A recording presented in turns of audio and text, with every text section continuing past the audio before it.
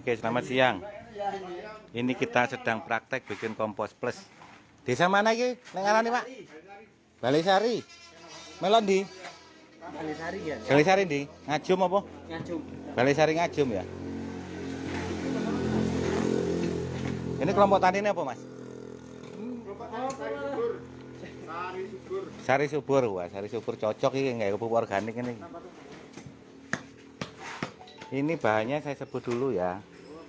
Ada ini kotoran kambing yang sudah hancur. Ini ada petroganik. Kotoran kambingnya berapa? 1 ton. Petroganiknya ini 1 ton. Terus ini KCL. Ini KCL 1 karung. Belerangnya ini tadi 15 kilo. Terus ada lagi kotoran cacing. Ini kotoran cacing. Kotoran cacing ini kira-kira 500 kilo. Terus ada juga kapur ya. Ini kapur pertanian. Kapur pertanian kita tadi ngasih kira-kira 50 kilo. Terus ada garam. Garamnya 20 kilo. Terus Ponska. Nah, ini merah-merah ini Ponska. Ponskanya 100 kilo. Terus ini bumbunya pakai beta. OC-nya ini. Untuk OC-nya sudah diajarkan dengan air 2 liter untuk 150 liter air. Ditambah ini nano ion untuk unsur mikronya. Ada juga asam humat ini. Sebenarnya ini isinya asam humat sama asam amino ya. Terus ada gulanya juga tadi 1 kilo untuk mengaktifkan bakteri.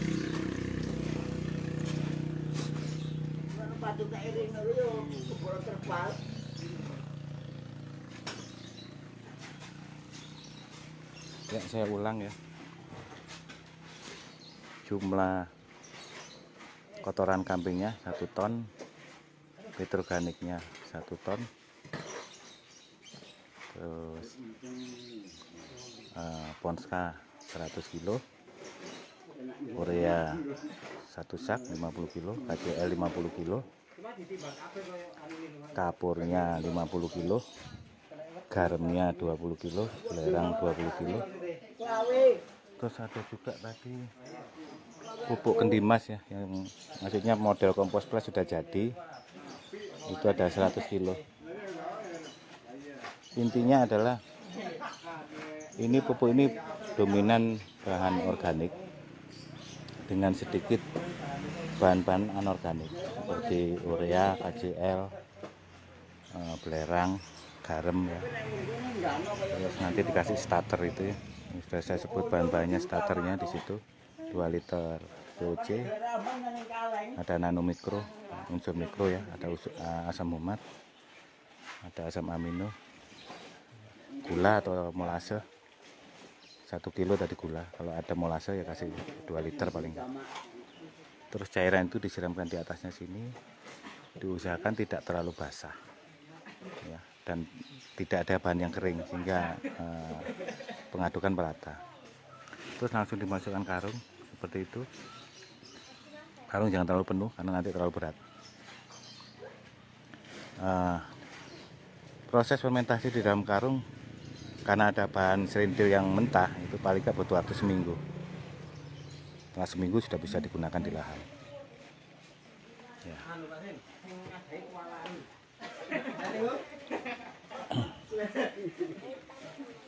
Sing ngurap ya Anda.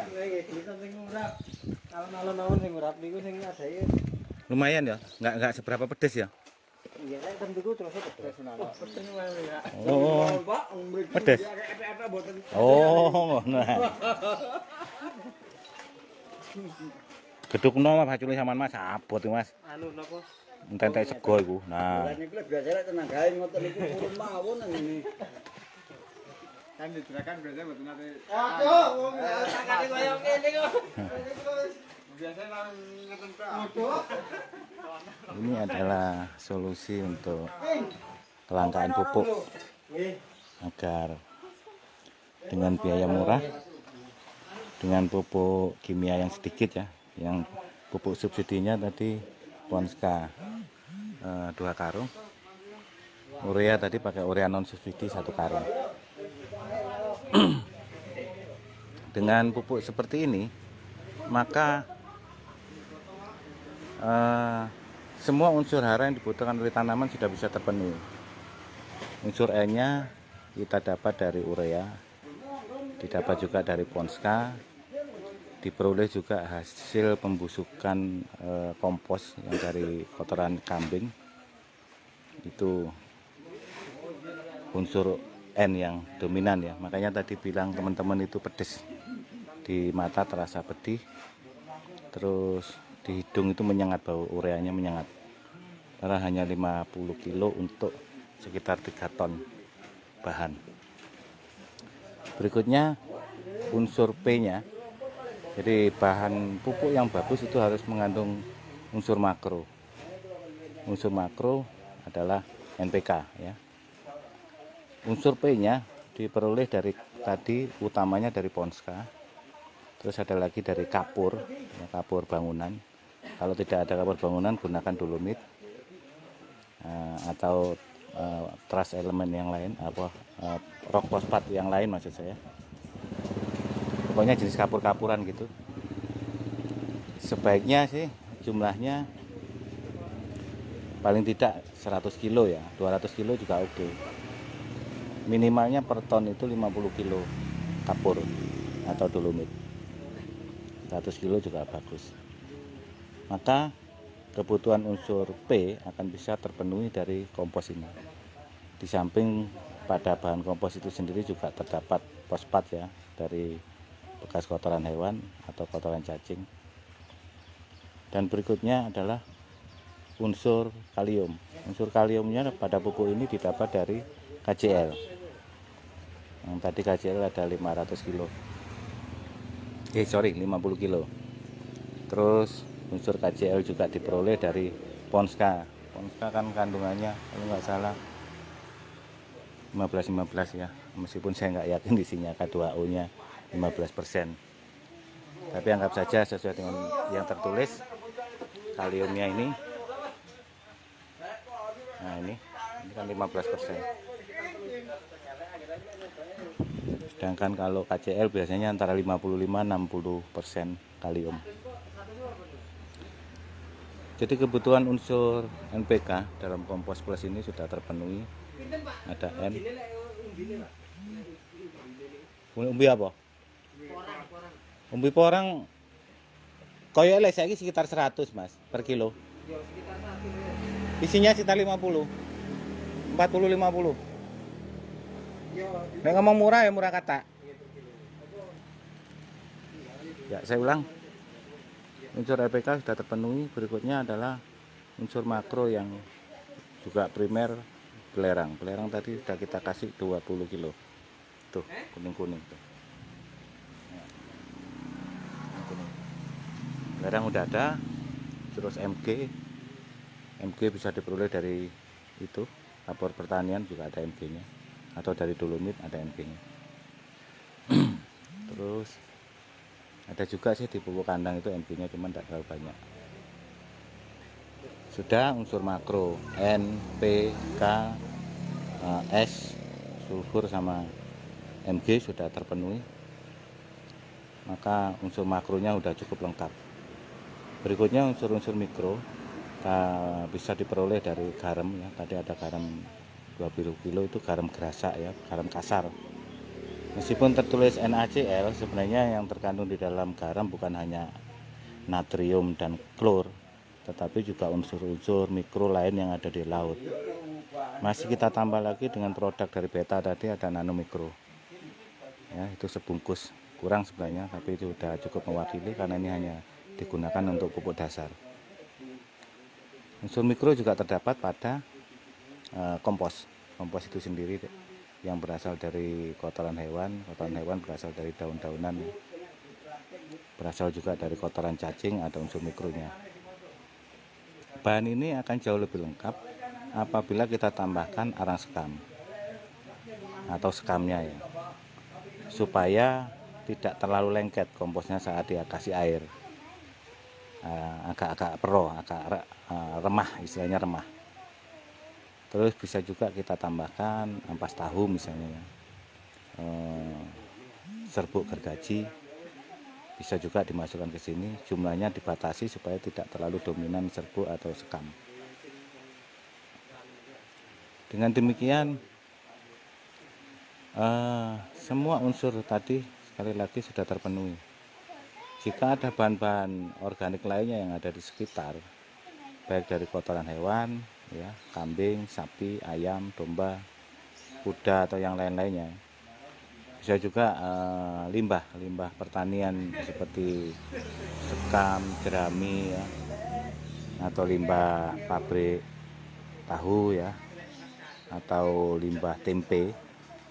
Kalau limbah tempe bisa digunakan juga air cuciannya itu, air rebusannya tempe dimasukkan ke drum itu, nanti dikasih POC.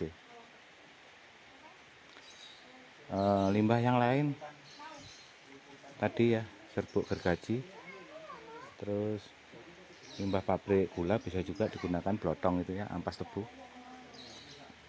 ampas kecap juga bisa. Pokoknya segala limbah yang sifatnya organik bisa dimasukkan dalam proses pembuatan kompos plus ini.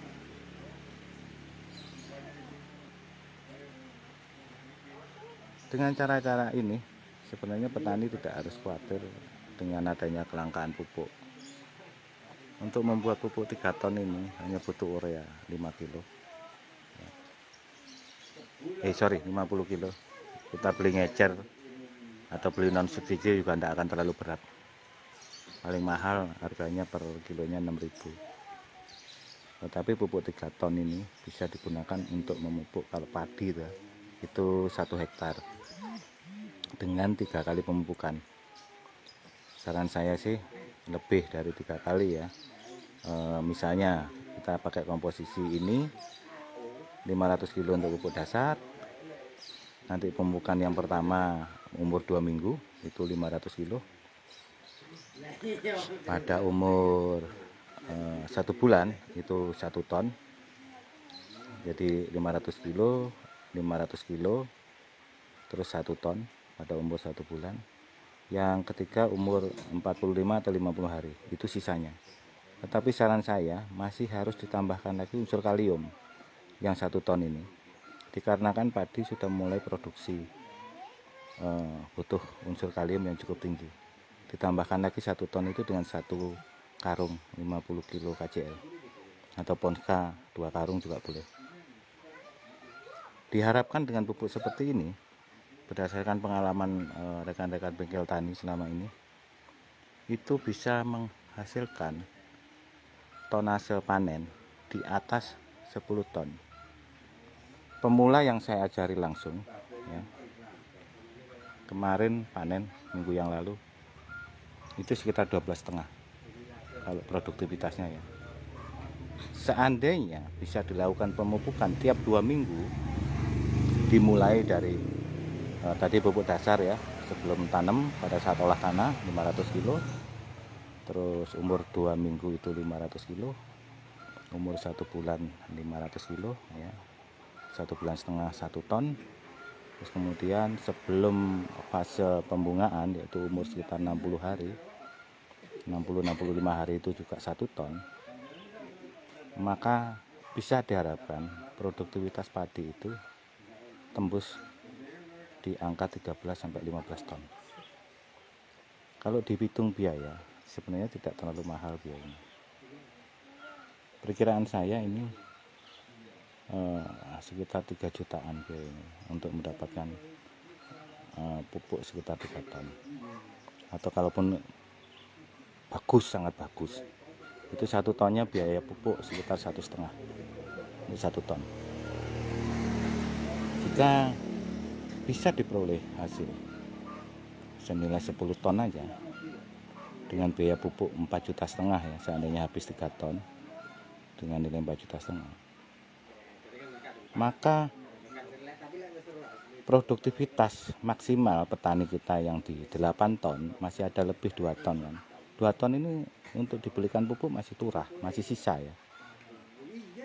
ya, karena 2 ton ini gabah panen kan sekitar katakanlah 5 juta ya per tonnya, berarti dari 8 ton menjadi 10 ton kan lebih 2 ton kan, itu sudah dapat 10 juta bisa digunakan untuk pupuk sama pengolahan lahan dan lain-lain.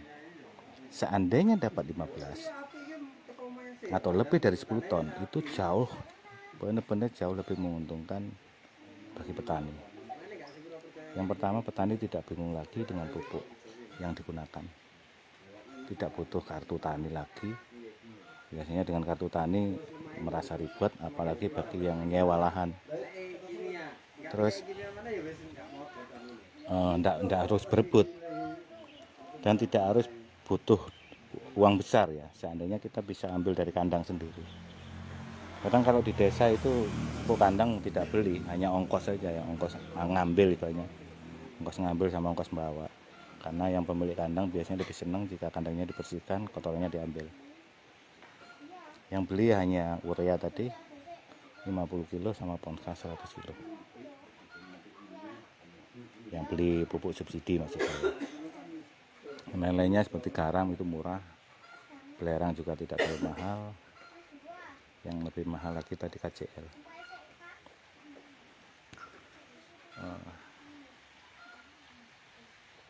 Saya kira itu ya yang bisa saya sampaikan. Nanti ada pertanyaan apapun silahkan bisa tulis komentar atau nanti di link deskripsi akan saya tuliskan nomor telepon saya. Kalau probiotiknya itu memang saya sarankan menggunakan produk yang berisi mikroba lengkap.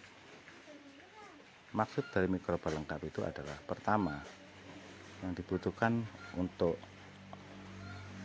kesuburan tanah pertanian, yaitu bakteri pelarut fosfat. Bakteri pelarut fosfat itu kalau kita lihat di Google jumlahnya ribuan, punya strain yang cukup luas, paling luas bahkan bakteri pelarut fosfat ini.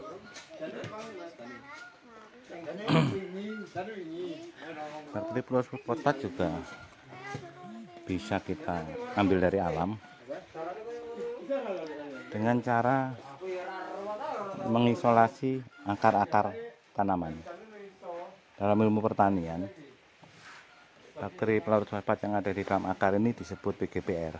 Ya, PGPR itu Plant Growth Promoter Rhizobium. Jadi bakteri-bakteri yang membantu pertumbuhan tanaman yang biasanya kalau di akar didominasi oleh jenis Rhizobium. Itu pelarut fosfat. Bisa juga pelarut fosfat kita ambil dari cacing. Ya, di dalam POJ beta tadi sudah ada cacingnya ya. Atau sudah ada semua jenis bakteri sebenarnya. Ini nanti.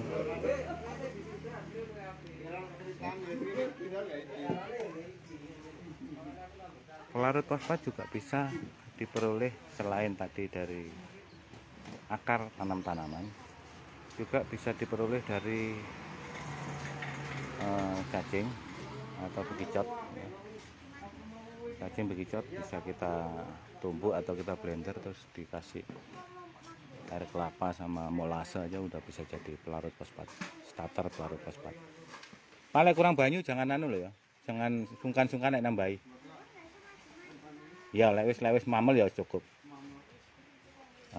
Pelarut fosfat lainnya bisa diperoleh dari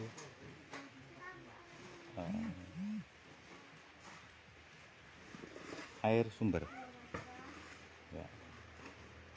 Jadi ada satu Pumio. Jika orang ingin awet muda, suruh mandi air sumber, 7 sumber.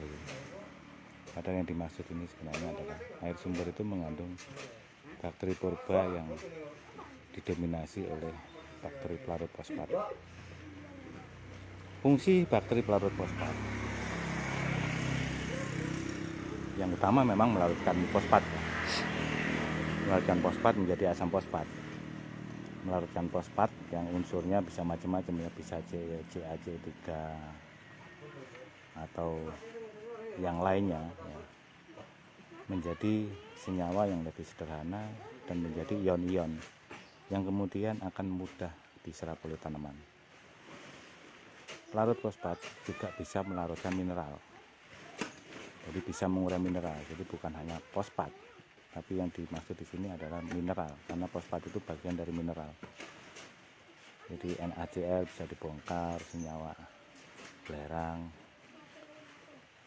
ya, SO2O3 atau B2O5 atau KCl, CaCO3, H2PO5, semuanya akan diurai. Jadi baik fosfat maupun mineral, Mg2SO4, pokoknya semua yang bersifat mineral dan fosfat, fosforik, itu akan dibongkar semua menjadi asam fosfat dan ion, ion misalnya C, C+, C min ya, semacam itu, Mg+, Mg min, kayak gitulah.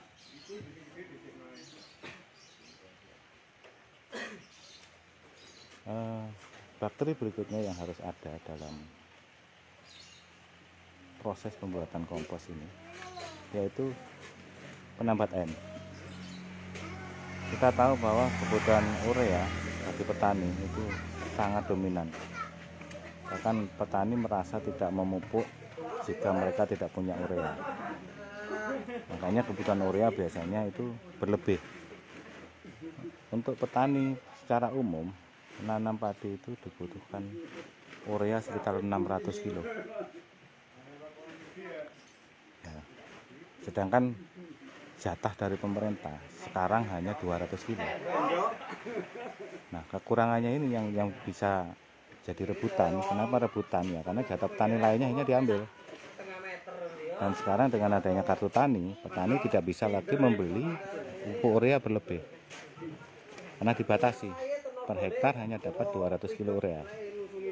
Nah, dengan adanya bakteri penambat N, maka bakteri tadi begitu disiramkan ke kompos ini, bakteri penambat N itu akan berkembang dengan pesat. Makanya tadi tercium aroma yang cukup menyengat, itu dia membongkar nitrogen juga, atau menambat N yang ada di urea tadi atau di fosfat supaya tidak lepas ke udara.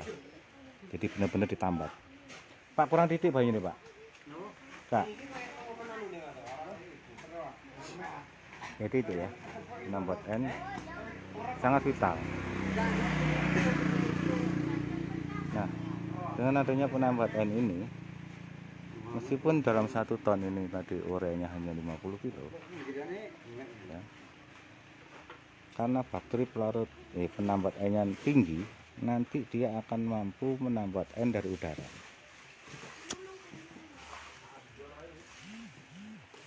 Seperti kita ketahui bahwa unsur N di udara itu ada sekitar 60-70%.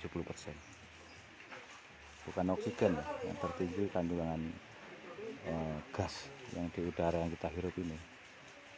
Kandungan tertingginya adalah nitrogen.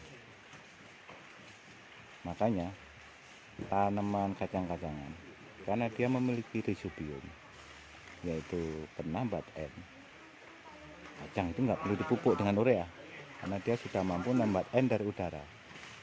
Nah, dengan kompos seperti ini yang seandainya berisi bakteri penambat N, maka bakteri ini nanti akan mampu mengikat N ya, yang ada di udara supaya bisa masuk ke dalam tanah dan berikutnya bisa diserap oleh akar tanaman. Apalagi jika kelompok bakteri penambat N tadi itu sudah bersimbiosis di dalam akar tanaman. Contoh-contoh bakteri penambat N itu selain residuum adalah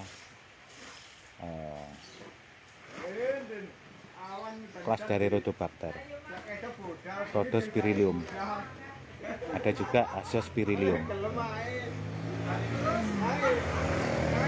Jadi sebenarnya dengan urea sedikit yang menjadi starter, urea sedikit tadi diikat di dalam kompos, ya. Dalam jumlah sedikit tadi tidak meracuni tanaman. Berikutnya, bakteri penambat N-nya akan mengikat N dari udara sehingga kelak masuk dalam tanah atau ke akar dan bisa diserap oleh akar tanaman. Sehingga di awal dia ambil dari ureanya, berikutnya ngambil dari udara. Terus kelompok bakteri lain yang harus ada dalam proses pembuatan kompos plus ini adalah nitrifikasi. Kelompok bakteri nitrifikasi. Kelompok bakteri nitrifikasi ini ada 3 jenis ya, yaitu yang melarutkan amonia menjadi nitrit. Amonia itu beracun, dibongkar menjadi nitrit. Maksud saya ada 2 kelompok nitrifikasi. Yang satu membongkar amonia menjadi nitrit, dan berikutnya kelompok bakteri lainnya yaitu membongkar nitrit menjadi nitrat. Karena nitrit ini masih beracun, sedangkan nitrat yang bisa diserap oleh tanaman. Nah, bakteri jenis nitrifikasi sebenarnya mudah sekali diperoleh dari alam. Dia banyak bersimbiosis di akar ya, yang ada di sawah, terutama dari akar tanaman air. Itu bakteri nitrifikasinya cukup tinggi. Bakteri nitrifikasi ini yang bagus juga bisa diperoleh dari tanaman sayuran ya. Sayuran bisa ejeng gondok, bukan sayur ya, itu tanaman air. Sayuran misalnya selada air ya, kangkung air, genjer. Seperti kita ketahui bahwa ya, tidak ada petani yang menanam kangkung itu, kangkung air ya, di pupuk, karena itu biasanya diperoleh dari danau atau mata-mata air yang kemudian ditumbuhi oleh kangkung atau selada air. Tanaman selada air dan kangkung ini biasanya dipanen tiap minggu tanpa pupuk, hanya mengandalkan sumber air yang mengalir, mengandalkan air hujan, mengandalkan udara ya, nitrogennya, sehingga dia tetap bisa subur meskipun dipanen terus-menerus tanpa dipupuk. Salah satu kelebihannya adalah karena sayuran air tadi banyak bersimbiosis dengan bakteri nitrifikasi dan juga bakteri pelarut fosfat. Itu bisa dijadikan isolat. Kegaringan Pak, Iwak terakhir Pak. Titik air dikepiuri no. Ya. Ya, itu tadi jenis bakteri yang diawali dari bakteri pelarut fosfat. Yang kedua adalah bakteri penambat N, dan yang ketiga adalah bakteri nitrifikasi. Fungsi bakteri nitrifikasi tadi sudah disebutkan sebagai pengurai amonia menjadi nitrit dan pengurai nitrit menjadi nitrat. Hasil dari composting ini adalah pembusukan dari bahan organik ya, karena tadi ada kotoran kambing yang masih bulat-bulat ya, ada yang matang, ada yang mentah. Artinya saat terdekomposisi dia akan menghasilkan amonia. Amonia ini kan kita ketahui tadi beracun, makanya dibutuhkan bakteri nitrifikasi. Dengan pembongkaran amonia, maka unsur N di dalam kompos akan meningkat ya, dari urea dapat N, dari Ponska dapat N, dari pembusukan dekomposer ini juga menghasilkan N, dari penambatan bakteri penambat N juga menghasilkan N. Jadi sebenarnya kebutuhan tanaman atas unsur hara N makro, yang N tadi nitrogen, itu terpenuhi hanya dari kompos ini aja. Jadi bentuknya memang jelek ya, bentuknya jelek ya, hitam gitu, kadang bau ya, tapi kandungan unsurnya tinggi. Nanti kalau pupuk enggak boleh terlalu banyak, karena terlalu banyak pupuknya tanaman gosong, tanaman terbakar ya, karena N-nya tinggi sebenarnya. Jadi cara pupuknya, misalnya kebutuhan per hektar biasanya 1 ton misalnya pupuk organik, pupuk kimia. Kalau pakai ini 3 ton masih pantas ya. Jangan berlebihan, apalagi kalau pot ya, misalnya seperti ini adalah alpukat yang hendak kita tanam. Ini jenis pameling, yang ini alpukat jenis Markus. Ini tingginya sekian, ini seukuran dada saya itu segini.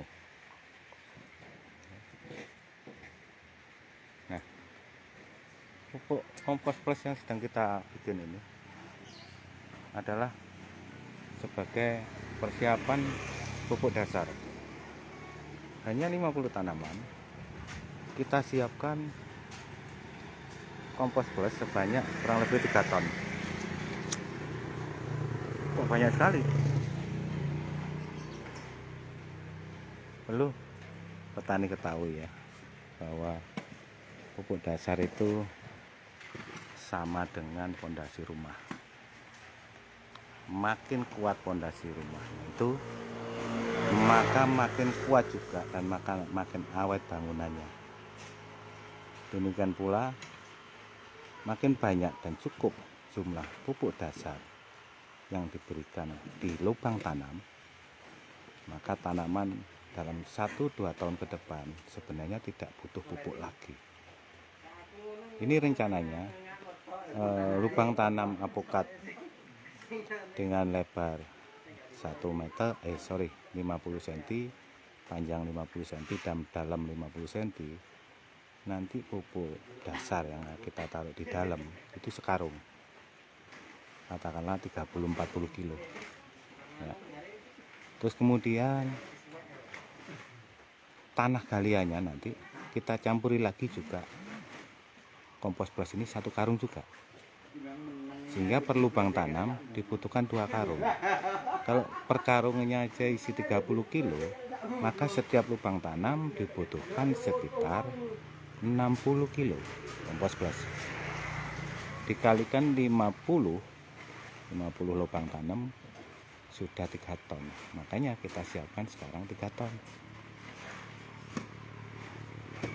Ya, dengan menggunakan dosis dan komposisi seperti ini, di mana seluruh kebutuhan tanaman sudah tersedia di dalam kompos plus dan jumlahnya cukup, maka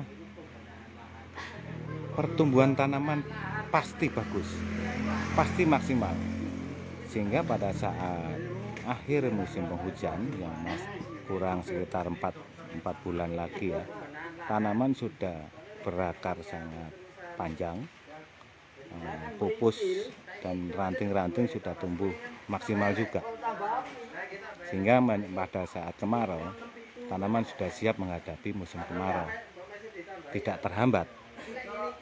Di samping pupuk kompos plus yang jumlah besar ini mampu menyimpan air juga pada saat musim hujan, dan pada saat musim kemarau cadangan airnya masih bisa digunakan. Di samping banyaknya mikroba di dalam tanah, juga mampu menambat air, bukan hanya mampu menambat nitrogen ya, tapi dia juga mampu menambat air, sehingga kondisi tanah sekitar tanaman dan lubang tanam itu akan selalu lembab. Dan kembali kepada jenis ya, jenis mikroba yang dibutuhkan sebagai starter. Yang pertama tadi disebut penambat N, kedua penambat N ya, larut fosfat, terus penambat N, terus nitrifikasi. Berikutnya adalah bakteri denitrifikasi, yaitu bakteri-bakteri yang mempunyai kemampuan untuk merilis kembali unsur N yang berlebihan ya. Sekaligus juga mampu memecah N yang dari air hujan ya, menjadi tidak bersifat asam. Itu fungsi bakteri denitrifikasi. Contohnya dari jenis Pseudomonas fluorescens. Terus ada lagi jenis bakteri lainnya yang dibutuhkan, yaitu selulotik, bakteri yang mampu memecah senyawa selulosa. Selulosa itu banyak terdapat pada serat-serat kayu, ranting, daun gitu ya. Dengan adanya bakteri selulotik, dia akan bisa terpecah menjadi unsur karbohidrat, menjadi unsur gula yang sangat dibutuhkan oleh tanaman. Bakteri selulotik juga mampu mengurai sekam ya, atau dedak. Seandainya pupuk ini kita tambahkan sekam atau dedak. Berikutnya bakteri yang dibutuhkan adalah bakteri asam laktat. Bakteri asam laktat ini sebenarnya sangat diperlukan tanaman pada saat dia usia 3 tahun ya, memasuki fase generatif, yaitu untuk membentuk bunga dan buah, agar buahnya banyak, agar buahnya besar. Itu sangat diperlukan bakteri asam laktat untuk membentuk gula dan karbohidrat yang terdapat pada buah. Apalagi ini buah apokat ya, apokat jenis Marcus yang buahnya itu rata-rata di atas 1 kilo. Dengan cara ini bisa per butirnya minimal 1,5 kilo sampai di atas 2 kilo.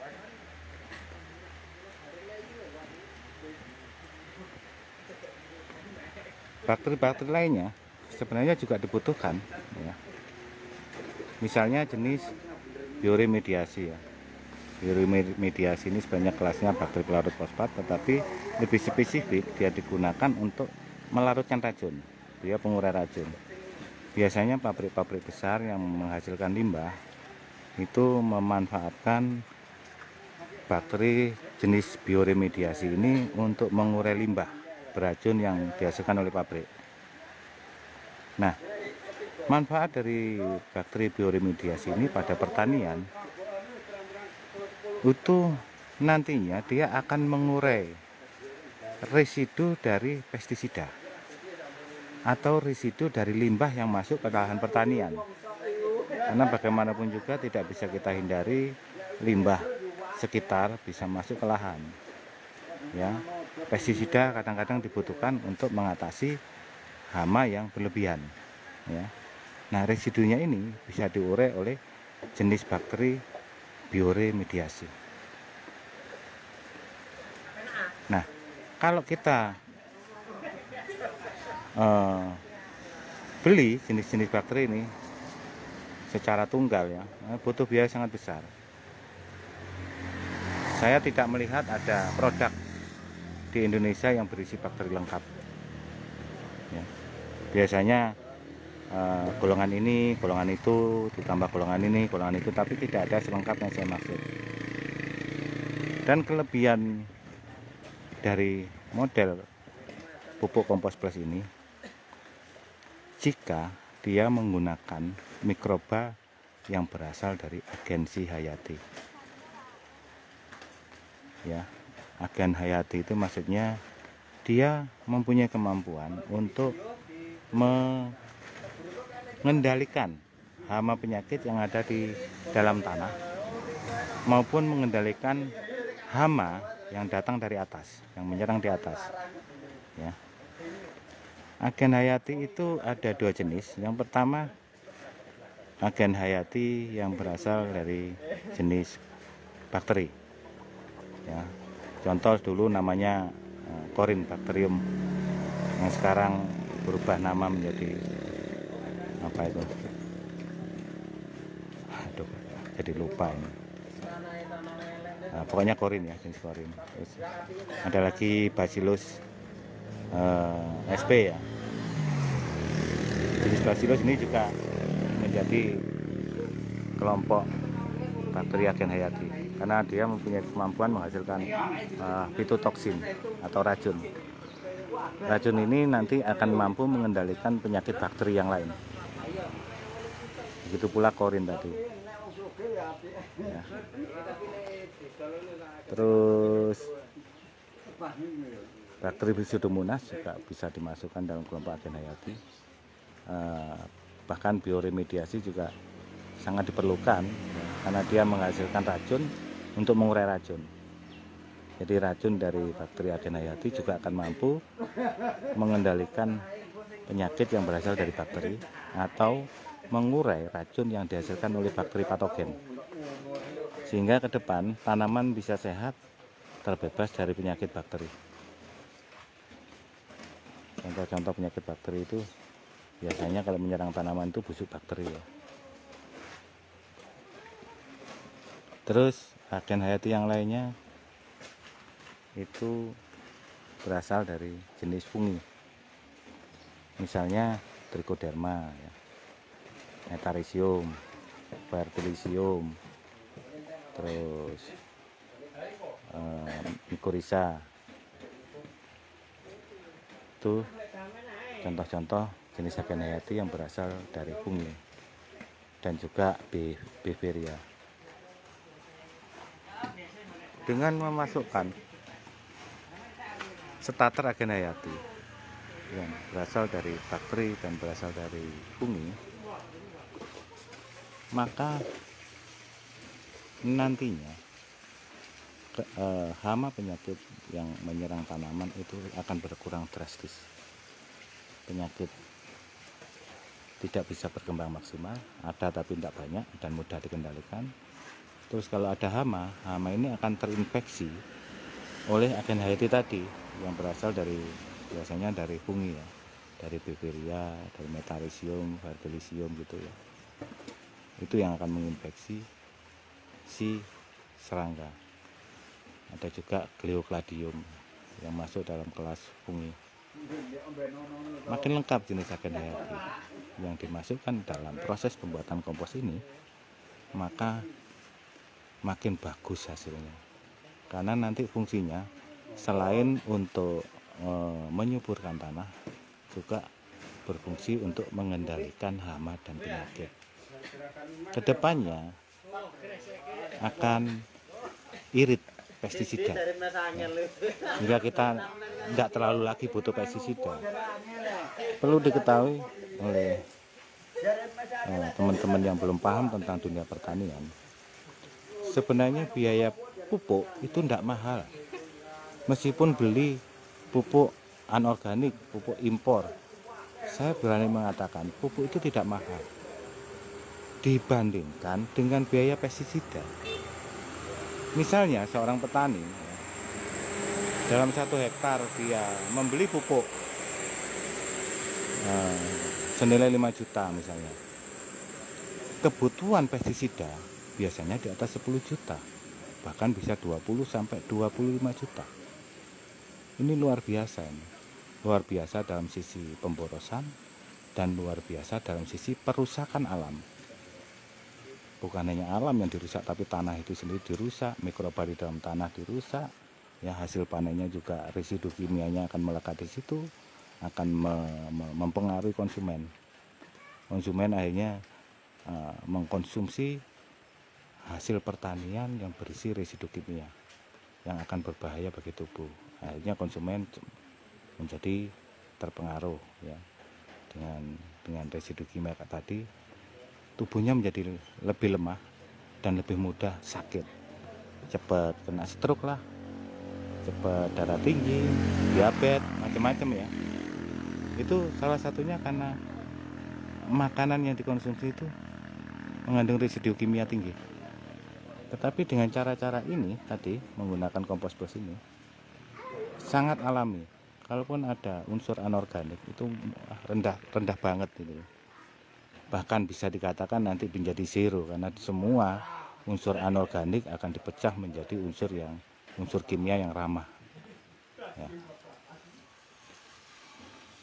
Dan kalaupun ada unsur-unsur beracunnya dari pestisida atau residu kimia, itu akan diurai juga.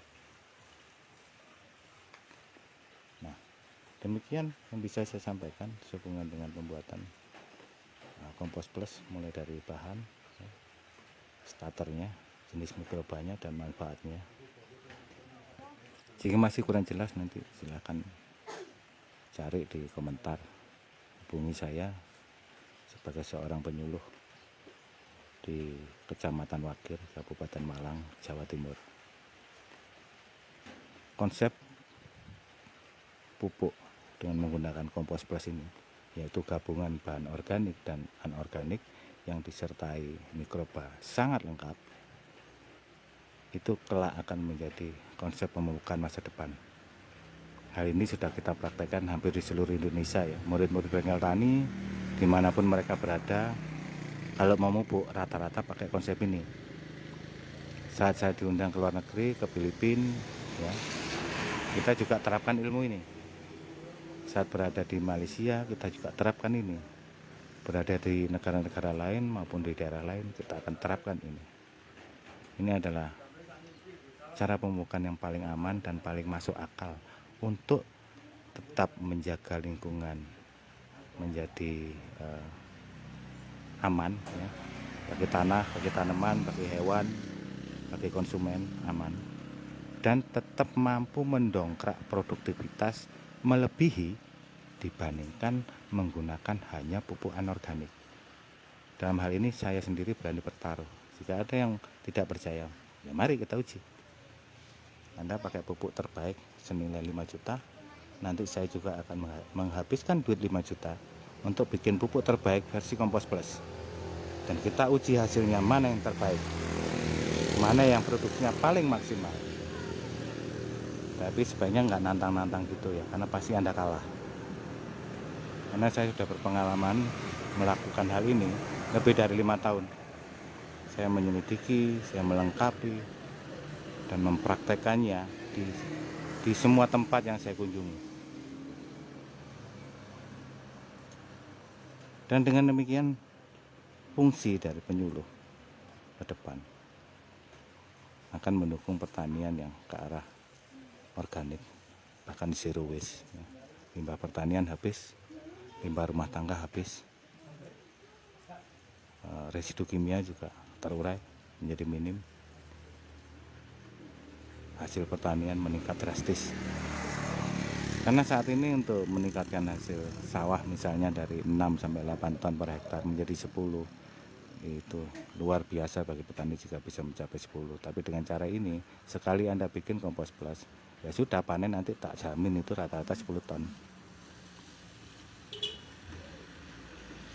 Di samping kedepannya juga pemerintah akan mengeluarkan nilai subsidi yang cukup rendah. Kenapa? Ya karena pupuk subsidinya nggak dipakai semua sama petani. Petani hanya pakai seperlunya ya. Maka nilai subsidi yang adalah dana berasal dari hutang ke luar negeri akan berkurang drastis. Ini contoh peran kita sebagai petani untuk meringankan beban APBN pemerintah, yaitu dengan membuat kompos plus, menggunakan pupuk anorganik sangat sedikit, menggunakan pupuk subsidi sangat sedikit. Harusnya ini didukung oleh pemerintah dengan menyiapkan tempat-tempat unit produksi kompos plus, bisa di tiap RW ya, atau di satu kelurahan gitu, yang disupport subsidinya mending dimasukkan dalam proses pembuatan kompos plus. Bisa berupa bahan, bisa berupa starter, atau berupa mesin-mesin ya. Ini kan sebaiknya kan modelnya di crusher ya, supaya dicacah lebih halus, diaduk bisa lebih merata, dan kemudian ada mesin ayak juga, terus kemudian ada mesin granul ya, sehingga petani bisa menghasilkan pupuk sendiri yang bisa juga dijual ke lingkungannya ya, dengan harga yang terjangkau, dengan hasil yang sangat bagus. Harapan ini sejak beberapa tahun yang lalu sampai hari memang belum terpenuhi. sehingga ya sudah kita kerjakan sendiri. Sinergi antara penyuluh yang memahami hal ini dan petani atau pemerhati pertanian yang bersedia melakukan hal ini. Saya kira cukup panjang lebar apa yang saya sampaikan hubungan dengan Kompos Plus dan hubungannya dengan kesuburan tanah, hubungannya dengan lingkungan dan hasil pertanian ke depannya. Saya kira cukup di situ ya. Nah, saya tutup dulu sesi siaran langsung ini. Semoga ini bermanfaat bagi Anda, bagi lingkungan, dan bagi sesama. Terima kasih.